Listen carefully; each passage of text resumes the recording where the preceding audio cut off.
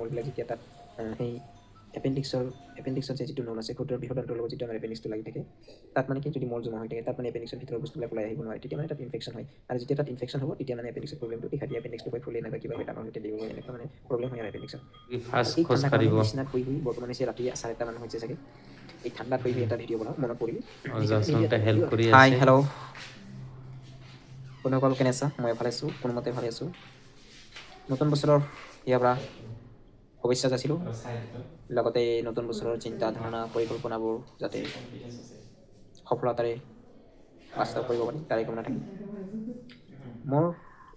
আৰু এই ঠাণ্ডা কাৰণে বিচনাত শুই বৰ্তমান হৈছে ৰাতি 8:30 মান হৈছে চাগে এই ঠাণ্ডাত শুই এটা ভিডিঅ' বনাওঁ মনত পৰিল সেইকাৰণে ভিডিঅ' এটা বনাই দিওঁ আৰু ভিডিঅ'টো হৈছে মোৰ এটা এক্সপিৰিয়েঞ্চৰ ওপৰত আৰু এপেণ্ডিক্স চাৰ্জাৰীৰ এক্সপিৰিয়েঞ্চৰ ওপৰত তাৰমানে 2024 চনৰ ডিচেম্বৰ মানতে মোৰ গেছ প্ৰব্লেম হৈছিল এক সপ্তাহ ভুগি থাকিলোঁ তাৰপিছত ভাবিলোঁ ভাল হ'ব আকৌ এক সপ্তাহ ভুগিলোঁ আকৌ ভাল নহয় মাজে মাজে অলপ পেটৰ বিষ হয় তাৰপিছত মই জানুৱাৰী মাহত চিটি স্কেন কৰিব গ'লোঁ জানুৱাৰী মাহত ডক্টৰৰ ওচৰত গ'লোঁ ডক্টৰৰ প্ৰব্লেমবিলাক চাই চিটি স্কেন কৰিব দিলে চিটি স্কেন কৰাত ধৰা পৰিলে যে মোৰ শ্লাইটলি এপেণ্ডিক্স ডিলাইট হৈছিল মানে শ্লাইটলি ডিলাইটেড হৈছিল এপেণ্ডিক্সটো মানে শ্লাইটলি ফুলিছিল অলপ আৰু ডক্টৰে এইটো ভাল হ'ব বুলি বেজি দিব দিলে বেজি দিলোঁ 20টামান বেজি দিলোঁ ভাল পালোঁ ভাল হোৱাৰ আকৌ কেইদিনমান পিছত ভাল পালোঁ কাম একদম নৰ্মেল চলিলে একো প্ৰব্লেম নহ'ল কিন্তু আকৌ আগষ্টৰ 15 তাৰিখৰ দিনা কি গেছ প্ৰব্লেম দিলে পেট অলপ বিপি গৰম হ'ল তাৰপিছত আকৌ ডক্টৰৰ ওচৰত গ'লোঁ ডক্টৰৰ ওচৰত য'ত আকৌ প্ৰব্লেম দেখুৱাই দিলে যে প্ৰব্লেমটো হ'ল কি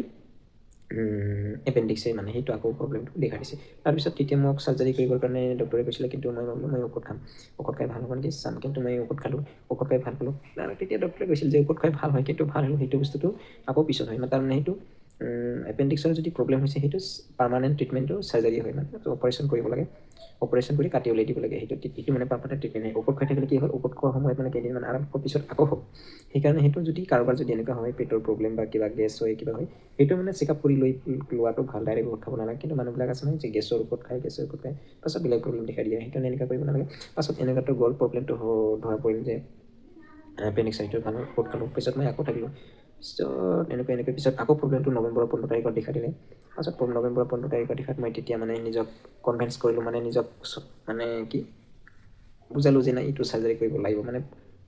কোন জানুৱাৰীত ধৰা পৰিছিল আৰু কোন আগষ্টলৈকে গ'ল আগষ্ট নৱেম্বৰলৈকে গ'ল চাওক এক বছৰ প্ৰায় এক বছৰে হৈছে ক'ব গ'লে প্ৰায় এক বছৰ হৈছে জানুৱাৰী টু ডিচেম্বৰ এক বছৰ হৈছে প্ৰায় তাৰমানে মই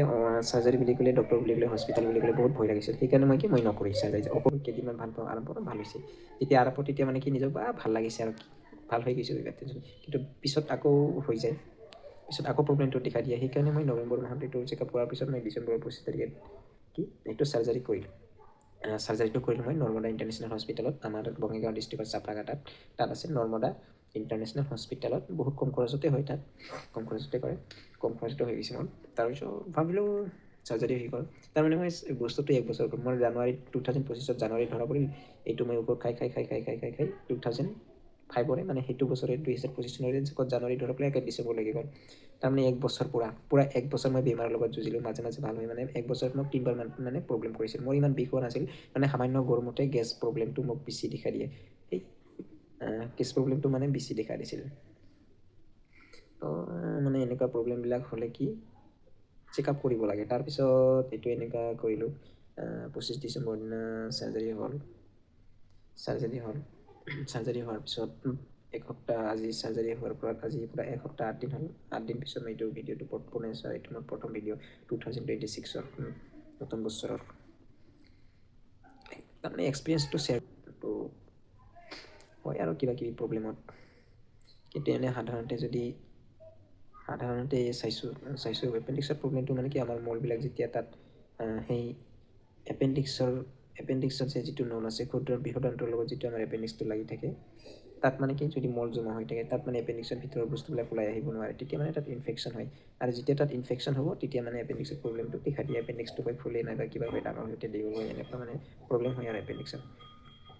সেইকাৰণে মানে কি বৰ্তমান ফাষ্ট ফুড খায় মানুহে সেইকাৰণে প্ৰব্লেমবিলাক হয় আৰু কিন্তু আমাৰ যদি গেছ প্ৰব্লেম বেছি দেখা দিছে আমি তেতিয়া ডক্টৰৰ প্ৰব্লেমবিলাক কৰি পেলাই আমি চেকআপ কৰি ল'ব লাগে, ছ'ন'গ্ৰাফি কৰিব লাগে, আৰু আমি যেনে চিটি স্কেন কৰিব পাৰে, কিন্তু ডাইৰেক্ট ঔষধ খাব নালাগে। ডাইৰেক্ট ঔষধ খোৱাটো আমাৰ কাৰণে বহুত বেয়া। কিবা প্ৰব্লেম আছে আমিতো নাজানো নহয়, সেইখিনি চেকআপ কৰি আমি কি কৰিব লাগে, ঔষধবিলাক ল'ব লাগে। আৰু বৰ্তমান এইবিলাক কি ফাষ্টফুডৰ কাৰণে হৈছে। বৰ্তমান মানুহে ইমান ফাষ্টফুড খায়। ফাষ্টফুডতো ফ্ৰেছ তেল নাভাজে নহয় বস্তুত, ফ্ৰেছ তেলত ইমান বেমাৰ নহয়। যেতিয়া এটা তেলক 2-3 বাৰ ভাজিব, তাত বস্তু এটা তেল 2-3 দিন থাকিব, আকৌ সেইটো ভাজিব, তাত মানে কি পয়জনাছ হয়। এটা তেল বাৰে বাৰে যেতিয়া কোনো এটা বস্তু গৰম কৰা হয়, তাত বিষ উৎপন্ন হয়, বিষ হয় সেই বস্তুটো। সেইকাৰণে আমাৰ বৰ্তমান মানুহবিলাক কি বেছি বেমাৰ আজাৰ হয়। হস্পিটেলত গ'লে অকল কি চাব, অকল পেটৰ বেমাৰৰ মানুহে ৰোগী দেখা যাব। কাৰোবাৰ গ'ল্ড ব্লাডাৰ, কাৰোবাৰ এপেণ্ডিক্স, কাৰোবাৰ কিডনী ষ্ট'ন, এনেকুৱা প্ৰব্লেমবিলাক বৰ্তমান বেছি দেখা দিয়ে মানে। সেই আগৰ সেই মেলেৰিয়া, জণ্ডিছ, টাইফইড, কলেৰা সেইবিলাক নাই আৰু এতিয়া। মেডিকেল বহুত উন্নত হৈছে, বেমাৰবিলাকো ডেভেলপ হৈ আছে, তাৰমানে বস্তু তেনেকুৱা হৈছে আৰু।